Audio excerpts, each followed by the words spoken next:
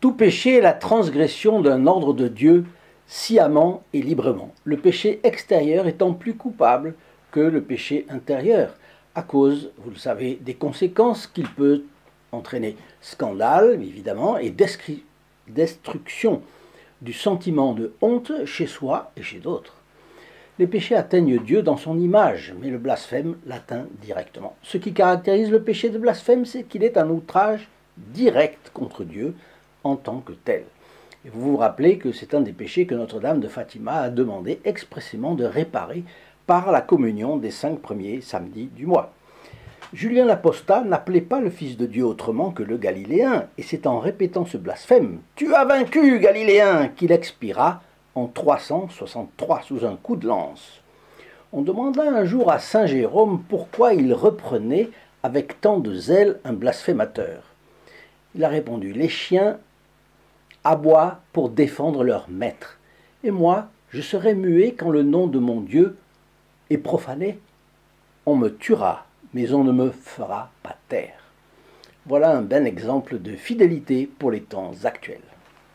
Je vais vous raconter un épisode de la vie du Padre Pio qui va nous faire comprendre qu'un blasphème est beaucoup plus grave que ce que nous avons cru.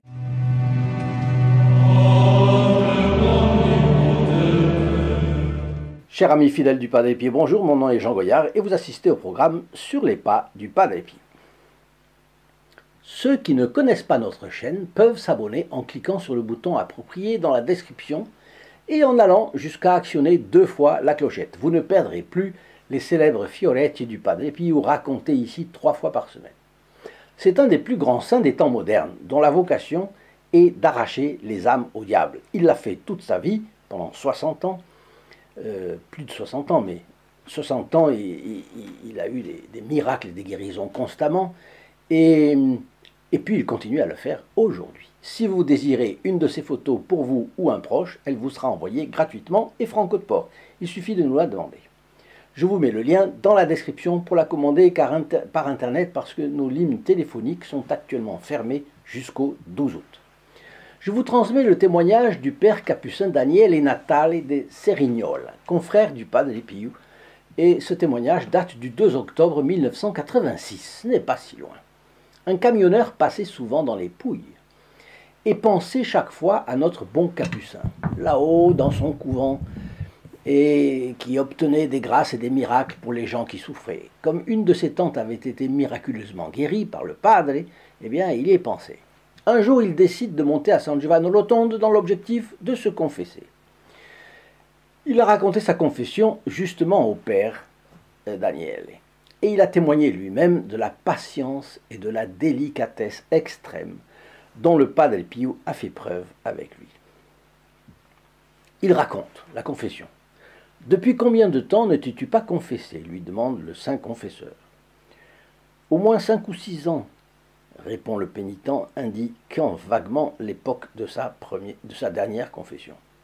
« Alors pour toi, 5 ou 6, c'est pareil ?» l'interroge le padre. « Tu ne sais pas qu'omettre de faire ses Pâques 1 année, c'est un péché ?» Le camionneur reste en silence. Le confesseur passe à la question suivante. « Tu es allé à la messe tous les dimanches ?»« Non, padre, j'y ai manqué. »« Combien de fois ?»« Je ne sais pas. Si vous me demandez quand j'y suis allé, je saurais mieux vous répondre. » Vous voyez. « Mon fils, répliqua le padre, la confession est une chose sérieuse. Il faut s'y préparer bien. » Et là, le Padre Pio s'est tu un instant et a continué. « Mais tu te souviens au moins d'un péché ?»« Oui, padre, j'ai blasphémé. » Le Padre Pio est devenu triste et a demandé « Contre qui as-tu blasphémé ?»« Jésus et la Vierge Marie. » Quand il a entendu que les saints noms de Jésus et Marie avaient été souillés et offensés, notre capucin a été comme poignardé au cœur. « Jésus et la Vierge Marie » murmura le saint capucin navré, tandis qu'il s'affaissait sur le prie-Dieu. Et après être resté silencieux, il reprit « Que pouvaient-ils faire de plus pour nous qu'ils n'ont pas fait ?» Quand le padre Pio lui a demandé combien de fois il avait offensé notre Seigneur et sa Sainte Mère, le pénitent n'a pas su que répondre. « Mais comment fais-tu une chose aussi atroce comme ça, avec cette facilité? Tu ne te rends pas compte de la portée de ça ?» Ensuite le padre lui a dit « Mon fils, relève-toi et va-t'en. Tu reviendras.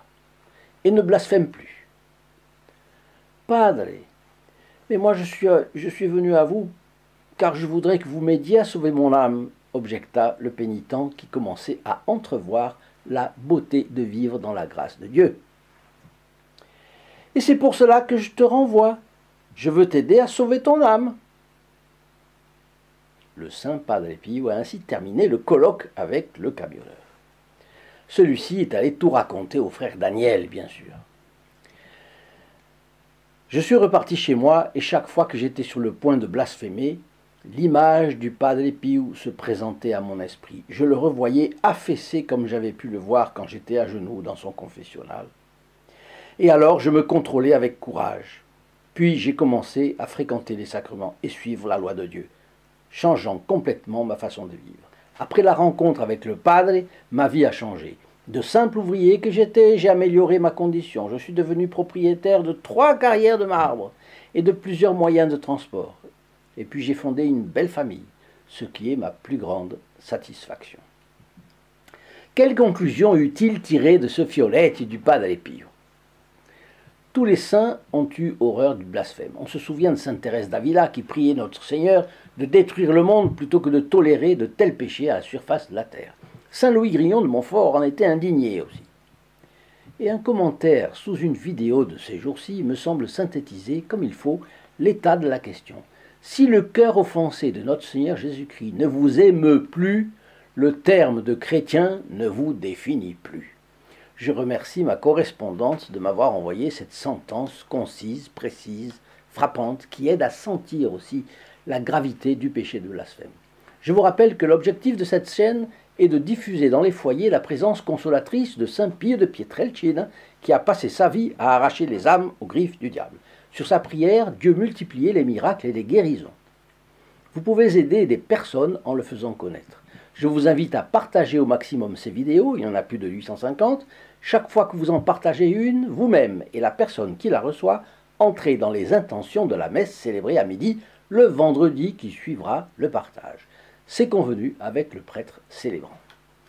Alors je vous ai transmis quelques prises de position fortes d'ecclésiastiques sur la soirée d'ouverture des Jeux Olympiques. Le cardinal Muller d'abord, qui n'a pas attendu 10 heures ou 12 heures pour se prononcer.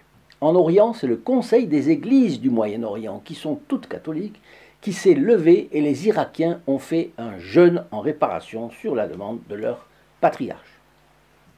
Aux États-Unis et en Amérique du Sud, de nombreux évêques ont vigoureusement protesté. Je vous ai raconté la position de Monseigneur de Germay, archevêque de Lyon, et de Monseigneur Jacquelin, évêque de Luçon, qui ont été les plus nets en France. De son côté, Monseigneur Brouvet a relevé une véritable offense faite au Seigneur. Sur son compte Instagram, Monseigneur Rey a dit son mécontentement à cause du blasphème contre le Christ et de l'outrage à la foi chrétienne. La soirée avait lieu le vendredi. Monseigneur Hayet a déclaré le dimanche qu'il célébrait la messe en réparation pour cette représentation blasphématoire de la scène, ce qu'ont fait d'ailleurs les évêques que je viens de vous citer. En Europe, ce sont tout de même 4 évêques polonais qui ont été les plus tranchants. Le 2 août, 3 cardinaux et 24 évêques ont envoyé une lettre de protestation au comité d'organisation des Jeux Olympiques contre la cérémonie d'ouverture. Parmi eux, 2 personnalités dont je m'honore de les connaître d'assez près, le cardinal Burke et Monseigneur Schneider. Dans la liste, on trouve aussi Monseigneur Jean Lafitte, prélat de l'ordre de Malte. Une anomalie dans tout ça. Europe 1, du 1er août, nous a appris que le président turc Erdogan avait téléphoné au pape François pour lui demander d'élever la voix contre la propagande perverse. On croit rêver, franchement. Et dimanche 4 août, une nouvelle est donnée par le journal La Croix en ligne que je vous cite textuellement. Il aura fallu 1 semaine après les premières réactions en cascade d'évêques et de fidèles pour que le Vatican s'exprime sur le sujet. Guillemets. Le Saint-Siège, peut-on lire dans un communiqué de presse publié samedi 3 août, a été attristé par certaines scènes de la cérémonie d'ouverture des Jeux Olympiques de Paris et ne peut que se joindre aux voix qui se sont élevées ces derniers jours pour déplorer l'offense faite à de nombreux chrétiens et croyants d'autres religions. L'association Avenir de la Culture, qui nous est proche, vient d'adresser une supplique aux évêques à travers Monseigneur Éric de Moulin-Beaufort, président de la Conférence des évêques de France. 4700 personnes l'ont déjà signé, vous pouvez le faire aussi grâce au lien en description. Monseigneur, vous le savez, la cérémonie d'ouverture des Jeux Olympiques de Paris a été l'occasion d'une parodie ignoble de la Sainte Seine. Notre Seigneur a été représenté sous les traits d'une femme vêtue comme une prostituée et ce sont des drag queens, ces personnages appartenant au monde homosexuel de la nuit, qui ont figuré les saints apôtres. Singer ainsi l'institution de l'Eucharistie, le rite le plus sacré de notre religion, est un acte proprement satanique. Outre la moquerie de la Sainte Seine, les hommages à Satan n'ont d'ailleurs pas manqué durant toute la cérémonie d'ouverture. Tête décapitée, flots de sang, musique métal, cavalier de l'Apocalypse, veau d'or. Ce spectacle dégoûtant a suscité des réactions indignées dans le monde entier.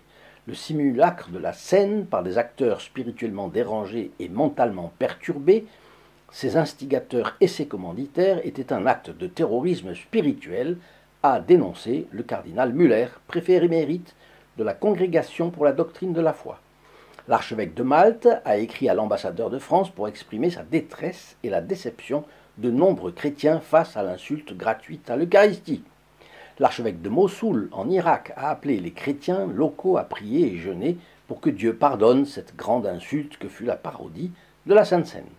Même des ennemis de l'Église et de la foi ont été obligés de reconnaître que cette fois, une ligne rouge avait été franchie. De façon tout à fait incompréhensible, la Conférence des évêques de France s'est abstenue de toute condamnation vigoureuse. Les catholiques français ont découvert un communiqué de presse dans lequel vous déploriez des scènes de dérision et de moquerie du christianisme tout en vous réjouissant d'une cérémonie qui a offert au monde entier de merveilleux moments de beauté, d'allégresse, riches en émotions et universellement salués. Cette déclaration ambiguë n'est absolument pas à la hauteur de l'affront fait à Dieu et aux milliards de chrétiens qui ont assisté à cette horreur.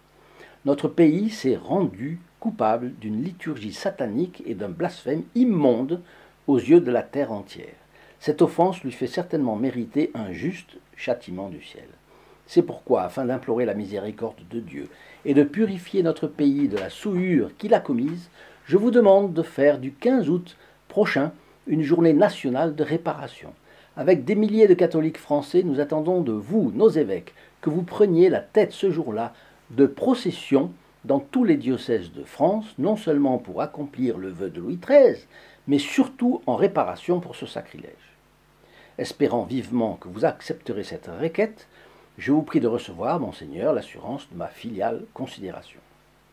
Donc c'est la pétition de l'association Avenir de la Culture. De son côté, la pétition adressée à M. Macron et à sa ministre déléguée aux Jeux Olympiques, lancée par notre chaîne, va aussi bon train. La première livraison de 28 000 signatures a été faite hier à l'Élysée. En description, je vous mets les liens pour vous associer à nos pétitions si vous le voulez. C'est à M. Macron et sa ministre déléguée au JO, et à Monseigneur de Moulin-Beaufort pour l'autre, la pétition d'Avenir de la Culture, président de la Conférence d'évêques de France. Enfin, je vous donne, donc j'insiste, si vous pouvez les signer, c'est très important parce que cela montre à la France entière qu'il y a des raisons profondes, des arguments construits pour réellement réagir quand la ligne rouge est franchie. Et là, c'était une ligne rouge sang. Voilà. Enfin, je vous donne rendez-vous sur le lien de la chaîne sur les pas du Padre Pio dans la description. Vous y trouverez d'autres détails sur nos campagnes et les gestes militants possibles pour faire avancer la cause du Padre Pio. Chers amis, je vous dis à notre prochaine vidéo et très bonne journée à vous. Au revoir. In nome del Padre, del Figliolo e dello Spirito Santo, e così sia. Sia lodato Gesù e Maria, e